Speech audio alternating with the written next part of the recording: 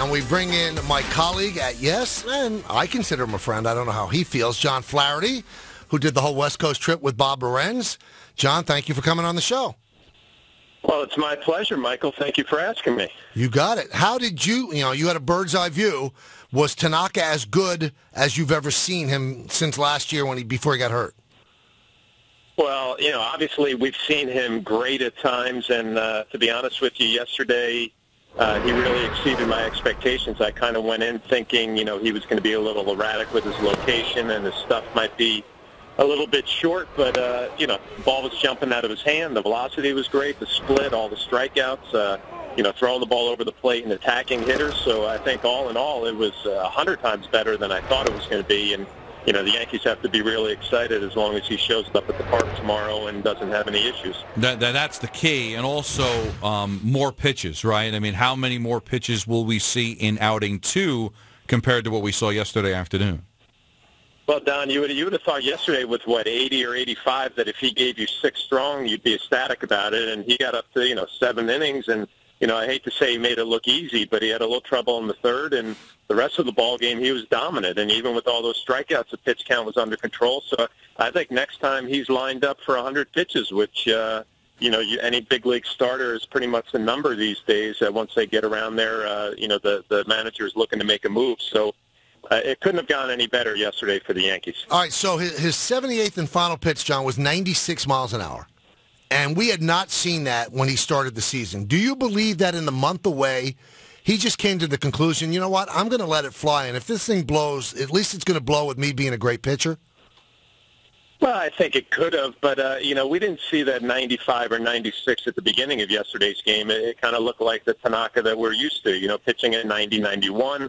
And then I kind of made a comment in the middle. All of a sudden, he let a few go, and I don't know if that did a lot for maybe his confidence or, that mental anguish that is this elbow going to go if I really turn it loose. You don't know what happened, or if he just got into a really nice rhythm and the velocity picked up a little bit. Whatever it was, you're talking 95 now, 96, like you mentioned, with that split and the slider. That is a deadly combination, and the Yankees, obviously would be happy to see that velocity next time out. Now, John, as a professional athlete, how easy is it to just say, I'm not going to worry about the elbow blowing up, I'm just going to play at 100% and not be careful? I know it's easy for us looking at it and saying, well, why can't he do that? But as an athlete, knowing the body the way that you do, how can you shut that off?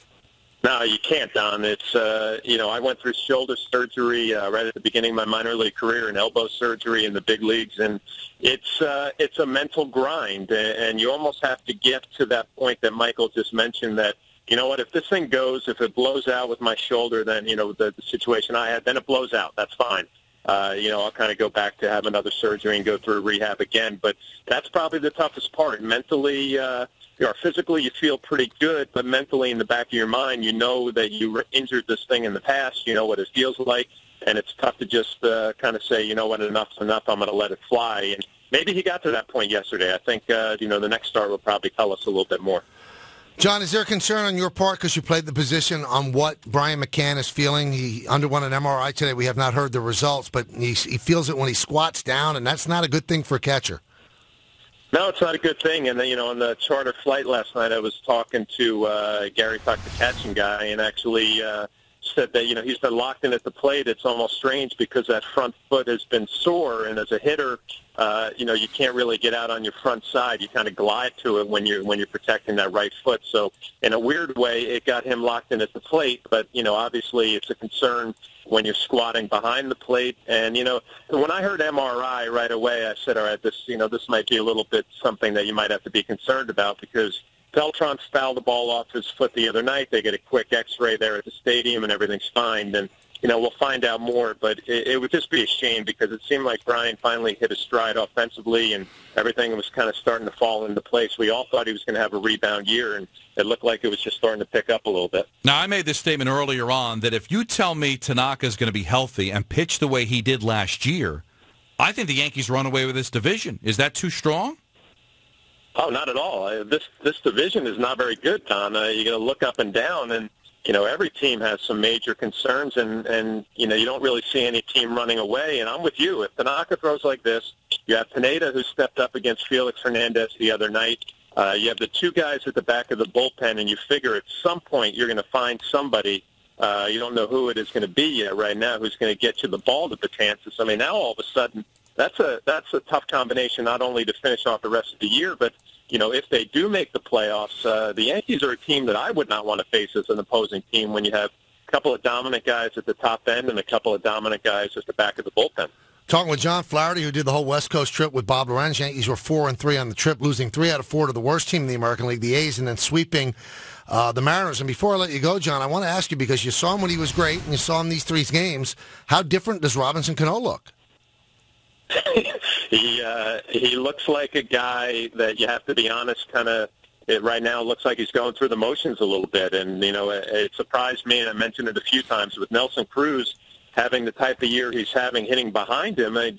Teams are going right at Robinson Cano now, and he's not really able to do a whole lot. And I saw him pull happy the first game of that series like I really can't remember seeing him ever as a New York Yankee. So I think you'd expect it to get better, but the body language wasn't great out there for the 3 days. I had heard, John, from a couple of people that he is so miserable out there, the lack of a Latin community, and I guess he's just starting to second-guess what he did. He got the money that he wanted, but he's on the other side of the world, and he's away from New York, where I think he was really comfortable, and in a stadium that played to his strengths.